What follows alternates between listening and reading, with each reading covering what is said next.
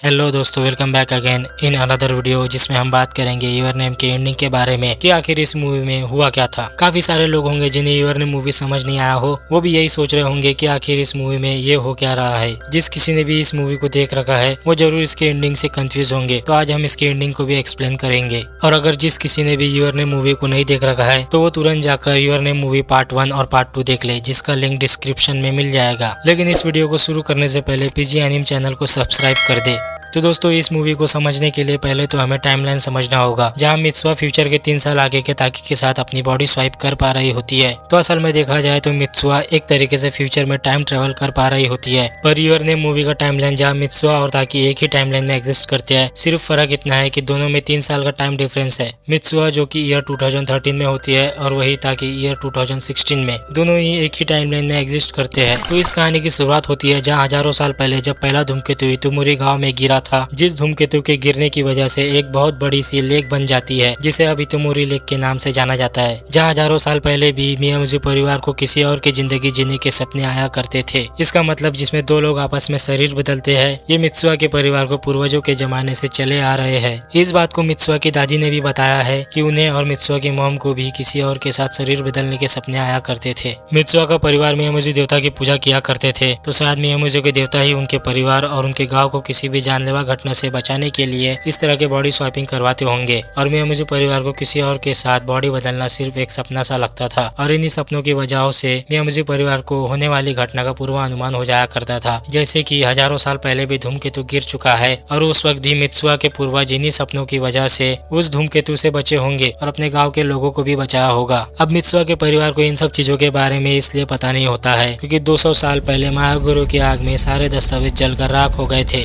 शायद उन दस्तावेजों में सालों से चली आ रही रिचुअल्स और स्पिरिचुअल नॉलेज के बारे में जानकारी हो, पर दस्तावेज जल जाने के कारण आगे आने वाली जनरेशन को रिचुअल और स्पिरिचुअल नॉलेज के बारे में जानकारी नहीं मिल पाई हो कि इन रिचुअल को परफॉर्म करने का और ऐसे अजीब सपने आने के पीछे का आखिर कारण क्या है। मित्सुआ की दादी सालों से चली आ रही इन रीति रिवाजों को जारी रखती है, पर मित्सुआ की माँ की किसी बीमारी से चलते डेथ हो जाने के बाद मित्सुआ के डैड पूरी तरह से टूट गए, जिस वजह से उन्होंने मंदिर का रिचुअल परफॉर्म करना भी छोड़ दिया क्योंकि उनका भगवान से भरोसा उठ चुका था और अपना घर परिवार छोड़कर पॉलिटिक्स में चले गए। जिसके बाद दादी ने ही मित्सुआ और योत्सुआ को पाला पोसा और सालों से चली आ रही इन रिचुअल को मित्सुआ और योत्सुआ के जरिए जारी रखा। अब हजारों सालों बाद एक बार फिर से धूमकेतु इतुमुरी गांव में गिरने वाला था, जहां इस बार गांव को बचाने की जिम्मेदारी मित्सुआ की होती है। जब मित्सुआ ने रिचुअल परफॉर्म करके अपना कुचिकामे साके बनाया, जो उन्हें कुचिकामे साके को मियामुजी मंदिर में समर्पित करना होता है, जो मियामुजी परिवार की सालों से चली आ रही एक तरह की ट्रेडिशन होता है। पर मित्सुआ अपने हाथों से बनाए हुए कुचिकामे साके को मियामुजी मंदिर में समर्पित करने से पहले वो एक विश मांगती है कि वो अगले जन्म में टोक्यो शहर का हैंडसम लड़का बनना चाहती है। विश मांगते वक्त उसने अपने हाथों में कुचिकामे साके पकड़ा हुआ था, जो कुचिकामे साके मित्सुआ का आधा हिस्सा रिप्रेजेंट करता था, जिस बात को मित्सुआ की दादी ने भी बताया होता है। तो फिर क्या अपनी मांगी हुई विश और इन रिचुअल की वजह से एक ऐसा कनेक्शन बना जिसकी वजह से उसकी ये विश 3 साल आगे के ताकी के साथ बॉडी बदलकर पूरी हुई और अपना आधा हिस्सा ताकी के साथ शेयर किया, जो कि उसकी एक तरह की नेक्स्ट लाइफ थी, क्योंकि वो तो 3 साल बाद वाले समय में तो थी ही नहीं बल्कि कब की मर चुकी थी। फिर भी ताकी बनकर टोक्यो शहर में अपनी जिंदगी जी रही थी। मित्सुआ जो जापान के इतुमुरी गांव में रहती है ईयर 2013 में, और ताकी को हमें ईयर 2016 के वक्त में दिखाया गया है, जो टोक्यो शहर में रहता है, जिसमें 3 इयर्स का टाइम डिफरेंस है। मतलब ये तो साफ है कि मित्सुआ 3 साल आगे के ताकी के साथ बॉडी स्वाइप कर पा रही होती है और दोनों ही अल्टरनेट डेज पर ही बॉडी स्वाइपिंग कर पा रहे होते हैं। पर वो दोनों ही बॉडी स्वाइपिंग अपनी मर्जी से नहीं कर पाते थे। जब भी वो अगले दिन सुबह उठते थे तब उन दोनों के ही शरीर आपस में बदल चुके होते थे, और जब दोनों ही रात में सो जाया करते थे और सुबह उठते ही अगले दिन अपने अपने शरीर में होते थे। पर एक दिन मित्सुआ को ताकी से मिलने की काफी उत्सुकता हो रही होती है और मित्सुआ ताकी से मिलने टोक्यो शहर चली जाती है, पर ताकी मित्सुआ को पहचान नहीं पाता। और पहचान भी कैसे पाता, क्योंकि जिस समय में मित्सुआ ताकी से मिलने गई थी वो ईयर 2013 का वक्त था, यानी कि मित्सुआ अपने समय में चल रहे 2013 के वक्त में ताकी से मिलने गई थी, और जिस ताकी को वो जानती थी वो दरअसल उसके 3 साल आगे चल रहे फ्यूचर के ईयर 2016 का ताकी था। और मित्सुआ को इस टाइम डिफरेंस के बारे में पता नहीं होता है, इसलिए वो भी कंफ्यूज हो जाती है कि ये ताकी मुझे पहचान क्यों नहीं पा रहा। क्योंकि अभी तो वो 3 साल बाद जाके कहीं मित्सुआ के साथ अपना शरीर बदलेगा, तो उसे अभी कैसे पता होगा कि ये मित्सुआ आखिर है कौन। और जब ताकि उससे उसका नाम पूछता है, मित्सुआ उसे अपना नाम बताकर उसे अपने बालों में बंधे लाल धागों को निकाल कर ताकि को दे देती है। ये वही लाल धागा होता है जब मित्सुआ ने रिचुअल करने से पहले अपने हाथों से बनाए होते हैं। उसने वही लाल धागा रिचुअल परफॉर्म करते वक्त पहन रखा होता है, जिसे उसके और इतिमोरी गांव के बीच एक कनेक्शन बन गया, जिसे 2016 के वक्त में चल रहे ताकि ने उस लाल धागे को ब्रेसलेट के तौर पर अपने हाथों में पहनने लगता है। जापानीज कल्चर में लाल धागे की बहुत अहमियत मानी जाती है। इस बात को मित्सुआ की दादी ने भी बताया था। जब कोई अपने हाथों से इस लाल धागे को बुनता है, उनके और धागों के बीच में भावनाओं का मेल पैदा होगा। और जब मित्सुआ ने अपना लाल धागा ताकि को दे दिया था, तब उन दोनों के बीच एक स्पिरिचुअल कनेक्शन बन गया था। जापानीज कल्चर में लाल धागे को लवेड वन के बीच लव, फेथ, प्रोटेक्शन और कनेक्शन को सिंबलाइज करता है। एक दिन सुबह जब ताकि मित्सुआ के बॉडी में उठता है, वो मित्सुआ की दादी और छोटी बहन योत्सुआ के साथ मियामुज़ु मंदिर में मित्सुआ का बनाया हुआ कुचिकामे साके को समर्पित करने जाते हैं। तब उन्हें रास्ते में एक छोटी सी नदी पार करनी पड़ जाती है। याद है ना, ये वही नदी है जहाँ मित्सुआ की दादी ने कहा था इस नदी के आगे काकुरियो है। काकुरियो यानी कि दूसरी दुनिया। जापानीज में काकुरियो का मतलब छुपी हुई दुनिया या फिर एक अदृश्य दुनिया होता है। काकुरियो को गॉड्स और स्पिरिट्स की दुनिया भी कहते हैं और इस काकुरियो शब्द को जापान में मौत की बात की दुनिया भी माना जाता है। और दादी ने भी बताया होता है कि उस दूसरी दुनिया से अपनी दुनिया में वापस आने के लिए तुम्हें अपनी कोई बेशकीमती चीज त्यागना होगा, यानी कि कुचिकामे साके को, जो कि मित्सुआ का एक तरह से आधा हिस्सा होता है। इसके बाद ताकि मित्सुआ का बनाया हुआ कुचिकामे साके मियामुज़ु मंदिर में समर्पित कर देता है। और जिस कुचिकामे साके को समर्पित किया था ताकि ने, वो मित्सुआ का था, लेकिन मित्सुआ के शरीर के अंदर ताकि था जब वो कुचिकामे साके को मियामुज़ु मंदिर में समर्पित किया था। इसलिए कुचिकामे साके ताकि का तो था ही नहीं, वहाँ ताकि ने अपनी ओर से मंदिर में कुछ भी भेंट नहीं चढ़ाया, जिस वजह से उसे अपनी मेमोरी और मित्सुआ के साथ अपना कनेक्शन सेक्रीफाइस करना पड़ गया। और जिसके बाद अगले दिन ताकि और मित्सुआ सुबह अपने अपने शरीर में उठते हैं, जहाँ ताकि को पता चलता है कि आज उसकी डेट है ओकुदोरा के साथ, जिस डेट को मित्सुआ ने सेट किया था जब वो पिछली बार ताकि के शरीर में थी। और इस बात से मित्सुआ काफी दुखी नजर आती है, क्योंकि मित्सुआ को अब रियलाइज हो गया था कि उसके मन में अब ताकि के लिए फीलिंग्स है। और ताकि को भी एहसास होता है अपनी डेट के दौरान कि अब वो मित्सुआ को पसंद करता है। ताकि की डेट खत्म होने के बाद मित्सुआ को कॉल करने का तय करता है, पर वो कॉल लग नहीं पाता। और वो कॉल लग भी कैसे पाता, क्योंकि जिसे वो कांटेक्ट करने की कोशिश कर रहा है वो तो पहले ही मर चुकी है। और ये मित्सुआ और ताकि के बॉडी स्वैपिंग का ये आखिरी दिन था। और हमें ईयर 2013 का वक्त दिखाया जाता है, जहाँ मित्सुआ तैयार होकर फेस्टिवल में जाती है और उस जगह वो धूमकेतु गिर जाता है, जहाँ मित्सुआ भी बाकी लोगों के साथ मारी जाती है। ईयर 2016 में ताकि को दिखाया जाता है, जो कई दिनों से परेशान नजर आता है कि उसने उस दिन के बाद से मित्सुआ के साथ अपना बॉडी नहीं बदल पा रहा था, क्योंकि उस दिन के बाद से ताकि और मित्सुआ के बीच बॉडी शॉपिंग होना बंद हो चुका था। क्योंकि ताकि ने अपनी ओर से मियामुज़ु मंदिर में कुछ भी भेंट नहीं चढ़ाया होता है, इसलिए उसे अपनी मित्सुआ के साथ कनेक्शन सेक्रीफाइस करना पड़ गया। एक दिन ताकि मित्सुआ की तलाश में उस जगह को ढूंढने निकलता है जहाँ मित्सुआ रहा करती थी, पर उसे उस गांव के बारे में थोड़ा बहुत ही कुछ पता होता है, क्योंकि अब उसकी यादें भी थोड़ी धुंधली सी हो गई थी। पर काफी सारे जगहों पर जाकर लोगों से पूछताछ कर आखिर ताकि को पता चलता है कि वो जिस जगह को ढूंढ रहा है वो इतुमोरी गाँव है। और जैसे ही ताकि इतुमोरी गाँव पहुँचता है, उसे पता चलता है कि जिस गाँव में मित्सुआ रहा करती थी वो 3 साल पहले ही धूमकेतु के गिरने की वजह से तबाह हो चुका है। और उस गाँव में रहने वाले सारे लोग और मित्सुआ भी उस धूमकेतु के हमले में मारी गई। पर ताकि को खुद पर विश्वास नहीं हो रहा होता है कि वो 3 साल पहले ही मर चुकी है। अब आप में से काफी सारे लोग सोच रहे होंगे कि मित्सुआ तो 3 साल पहले ही मर चुकी है और ताकि ने अपनी यादें भी मियामुज़ु मंदिर में सेक्रीफाइस कर दिया था, तो ताकि मित्सुआ और इतुमोरी गाँव को याद कैसे रख पा रहा है। याद है ना, ये लाल धागा जब पिछली बार मित्सुआ ताकि से मिलने टोक्यो आई थी, तब उसने अपना लाल धागा ताकि को दे दिया था। तब उन दोनों के बीच एक स्पिरिचुअल कनेक्शन बन गया था, जिस लाल धागे में मित्सुआ और इतुमोरी गाँव के बीच का कनेक्शन होता है। जिस लाल धागे को जापानीज कल्चर में लवेड वन के बीच में लव, फेथ, प्रोटेक्शन और कनेक्शन को सिंबलाइज करता है, जिस वजह से ताकि इस लाल धागे के कारण मित्सुआ और उसके इतुमोरी गाँव को याद रख पाता है। जब ताकि को पता चलता है कि मित्सुआ 3 साल पहले ही मर चुकी है और उसे इस बात पर विश्वास नहीं हो रहा होता है, और जब ताकि अपने हाथ में बंधे उस लाल धागे को देखता है, तब उसे मित्सुआ की दादी की बात याद आने लग जाती है, जो उन्होंने ताकि को मियामुज़ु के मंदिर में जाते वक्त कही थी।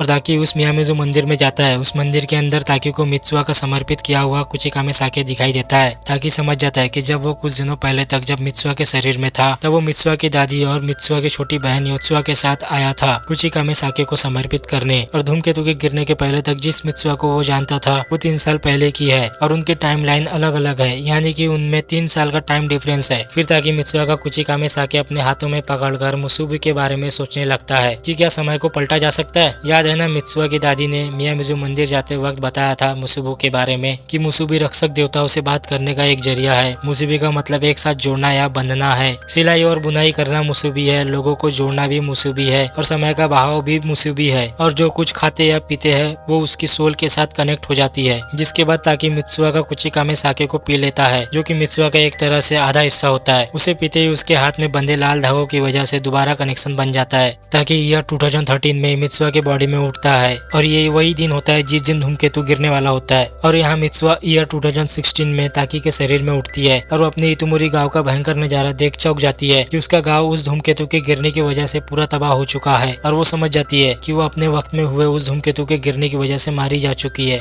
और यहाँ ताकि जो मित्सुआ के शरीर में होता है 2013 के वक्त में, वो मित्सुआ के दो दोस्त सायाका और तेस्से के साथ मिलकर इतुमुरी गांव को खाली करवाने का प्लान बनाता है। इसके बाद ताकि उस मियामिज़ू मंदिर में जाता है, ये सोचकर कि वो मित्सुआ के बॉडी के अंदर है तो मित्सुआ भी जरूर उसके बॉडी में होगी। और जब ताकि उस मंदिर में पहुंचता है जहाँ मित्सुआ भी उसी जगह पर होती है, पर अलग समय में, यानी कि मित्सुआ 2016 में होती है और ताकि ईयर 2013 में होता है। पर एक जगह पर जहाँ दोनों अपने अपने बॉडी में होते हैं, वो भी अलग अलग समय में, पर अचानक वो दोनों ही एक दूसरे के आमने सामने होते हैं और अपने अपने शरीर में एक दूसरे से मिलते हैं। ताकि मित्सुआ को उसका वो लाल धागा वापस लौटा देता है जो मित्सुआ ने ताकि को 3 साल पहले दिया था जब वो टोक्यो आई थी ताकि से मिलने। तो दोस्तों, आप लोग भी यही सोच रहे होंगे ना कि अगर ताकि और मित्सुआ के बीच 3 साल का टाइम डिफरेंस था तो दोनों एक ही जगह एक ही समय में मिले कैसे? ऐसा इसलिए हो पाता है जहाँ वो दोनों होते हैं उस समय शाम हो जाती है और सूरज ढलने लग जाता है। वो दोनों एक दूसरे को इसलिए देख पा रहे होते हैं क्योंकि ये कातावरी दोकी का समय होता है। कातावरी दोकी यानी कि एक ऐसा टाइम जब ना ही दिन हो और ना ही रात, तो इन दोनों का टाइम डिफरेंस कुछ देर के लिए खत्म हो जाता है। याद है ना, शुरुआत में मित्सुआ की टीचर ने भी बताया था कातावरी दोकी के बारे में। ताकि और मित्सुआ जब अपने अपने शरीर में होते हैं तब ताकि मित्सुआ को अपने प्लान के बारे में बता देता है, जो प्लान ताकि ने मित्सुआ के शरीर में रहकर बनाए थे। अब जो कि कातावरी दोकी का टाइम कुछ समय तक ही रहता है, इसे ताकि यहाँ एक दूसरे के हाथों पर नाम लिखने का तय करता है ताकि वो एक दूसरे को ना भूल सके। ताकि जल्दी से मित्सुआ के हाथ पर अपना नाम लिख देता है, पर मित्सुआ जैसे ही अपना नाम ताकि के हाथों में लिखने वाली होती है तभी अचानक से मित्सुआ वहाँ से गायब हो जाती है, यानी कि वो अपने टाइमलाइन में वापस चली जाती है। और उसके कुछ पल बाद ताकि सब कुछ भूलने लगता है, जिसके बाद ताकि भी अपने टाइमलाइन यानी कि 2016 में वापस आ जाता है, जो अब सब कुछ भूल चुका होता है। और यहाँ मित्सुआ अपने समय यानी कि 2013 में वापस आ गई होती है। वो अपने दोस्तों के साथ मिलकर गांव के लोगों को उस जगह से खाली करवाने की पूरी कोशिश करती है जिस जगह धूमकेतु गिरने वाला होता है। पर क्योंकि उन्हें पता था कि उनकी बात कोई नहीं मानेगा, इसलिए मित्सुआ अपने डैड के ऑफिस जाने का तय करती है ताकि वो अपने डैड को मना सके कि लोग गाँव को जल्दी से खाली कर दे। अब मित्सुआ भी ताकि को धीरे धीरे भूलने लगी थी जब अपने हाथ में वो देखती है कि उसके हाथ में ताकि ने अपना नाम नहीं बल्कि आई लव यू लिखा होता है। जिसके बाद मित्सुआ आखिरकार अपने डैड के ऑफिस पहुंचकर उन्हें मना लेती है और पूरे गांव के लोगों को ताकि के प्लान के मुताबिक इतुमुरी स्कूल में बुला लेती है। आखिरकार गांव के लोगों को उनकी बात माननी ही थी क्योंकि मित्सुआ के डैड उस गांव के एक मेयर जो थे। अब आप सोच रहे होंगे कि अब उसके डैड मित्सुआ की बात क्यों मान गए, पहले तो नहीं माना था। ये सीन याद है ना, जब मित्सुआ ने गुस्से में आकर उनका कॉलर पकड़ लिया था तब उन्होंने कहा था कौन हो तुम। इस सीन से हमें ये पता चलता है कि उन्हें ये शक हो ही गया होगा कि मित्सुआ की बॉडी में कोई और है। या फिर इस सीन से जब धूमकेतु के टुकड़े होते हुए सारा गांव देख रहा होता है, जब वो धूमकेतु काफी ज्यादा करीब भी नजर आ रहे होते हैं। और आखिर में मित्सुआ अपने गांव के लोगों और खुद को भी उस धूमकेतु के हमले से बचा लेती है, जिस वजह से एक नई टाइमलाइन क्रिएट हो जाती है जिसमें मित्सुआ और उसके गांव वाले कभी मरे ही नहीं होते। इसके बाद हमें कई साल बाद का समय दिखाया जाता है जहाँ साल चल रहा होता है 2021 का। ताकि और मित्सुआ दोनों ही एक दूसरे के बारे में सब कुछ भूल चुके होते हैं, पर दोनों को ही कहीं ना कहीं ऐसा महसूस होता है कि वो कुछ तो है जिसे वो भूल चुके हैं और उन्हें अपने दिल में खालीपन सा एहसास होता है। और दोनों को ही किसी चीज की तलाश होती है पर उन्हें पता नहीं होता कि वो क्या है। उनके दिल को हर पल एक दूसरे की कमी महसूस हो रही होती है पर उन्हें पता ही नहीं होता कि वो किसकी कमी है। वो दोनों ही हर पल सोचते रहते हैं कि आखिर वो है क्या चीज जिसके बिना वो नहीं रह सकते, जिस चीज के लिए वो इतना ज्यादा बेचैन है। कई सालों के बाद जब ताकि और मित्सुआ दोनों ही एक दूसरे को ट्रेन में देखते हैं, एक दूसरे की थोड़ी सी ग्लिम्स देखने के बाद उनके हार्ट्स को महसूस हो जाता है कि कहीं यही तो नहीं जिसकी वो तलाश कर रहे हैं। और दोनों एक दूसरे को ढूंढने लगते हैं। आखिर में रोड स्टेयर के पास वो एक दूसरे से मिलते हैं और फिर से उनका कनेक्शन आपस में बिल्ड हो जाता है और मूवी यहीं पर खत्म हो जाती है। अब सवाल ये आता है कि जिसकी वो तलाश कर रहे हैं वो यही है, उन्हें कैसे पता होता है। अब जो दोनों ही एक दूसरे को भूल जो चुके थे, पिछली बार जब हमने देखा था कि जब ताकि ने मित्सुआ का कुचिकामे साके समर्पित किया था तब ताकि ने अपनी यादों को सेक्रीफाइस कर दिया था, जिसके बाद उसे मित्सुआ के बारे में थोड़ी बहुत ही कुछ याद रह पाता है मित्सुआ के लाल धागों की वजह से। इस धागों की वजह से ही ताकि उस मंदिर तक पहुंच पाया था। पर तब कातावरी दोकी के टाइम ताकि और मित्सुआ जब मिले थे तब ताकि ने अपने हाथों में बंधे लाल धागे को मित्सुआ को वापस लौटा दिया था, जिसके उसके बाद दोनों ही अपने अपने टाइमलाइन में लौट जाते हैं, जहाँ दोनों ही एक दूसरे को भूल चुके होते हैं। वो लाल धागा ही था जो उन दोनों को आपस में कनेक्ट करके रखता था, पर इस बार ताकी के पास मित्सुआ का लाल धागा नहीं होता है जो उसने वापस मित्सुआ को लौटा जो चुका होता है। अब क्वेश्चन ये आता है कि 2021 में जहाँ ताकी टोक्यो शहर में रहता है और मित्सुआ भी अब टोक्यो शहर में रहती है, पर उन्हें पता कैसे होता है कुछ तो है जो भूल चुके हैं और किसी चीज की उन्हें तलाश है, अब जो कि उनका कनेक्शन ब्रेक जो हो चुका था। अब इसकी भी कई सारे थेरीज है। सिंपल तरीके से देखा जाए तो जब मित्सुआ अपने टाइमलाइन में वापस चली गई थी तब वो सिर्फ अपने उसी वक्त में गई थी जहाँ वो पहले मर चुकी होती है, पर क्योंकि इस बार उसे पता होता है कि आज धूमकेतु गिरने वाला है और वो पूरे गाँव को बचा लेती है, जहाँ एक नई टाइमलाइन बन जाती है। यानी कि मित्सुआ ने सिर्फ अपना पास्ट बदला था, जिस पास्ट में वो पहले मर चुकी थी, फिर जाके वो 2021 में ताकी से मिलती है, जहाँ ताकी और मित्सुआ सब कुछ तो भूल चुके होते हैं, पर उनके दिल को पता होता है कि कुछ तो है जो उन्हें पता नहीं। वो कहते हैं ना, the heart remembers what the mind forgets. शायद इन्हीं वजहों से ताकी और मित्सुआ जो उन दोनों ने बॉडी स्वैपिंग के जरिए जो साथ में वक्त बिताया था, उनका दिमाग उसे भूल चुका था, पर उनके हार्ट्स को वो फीलिंग्स याद रहती है जो उन्होंने साथ में बिताए थे। तो दोस्तों आज की वीडियो यही खत्म होता है। ऐसे ही एनिमे मूवीज के लिए चैनल को सब्सक्राइब जरूर कर दे।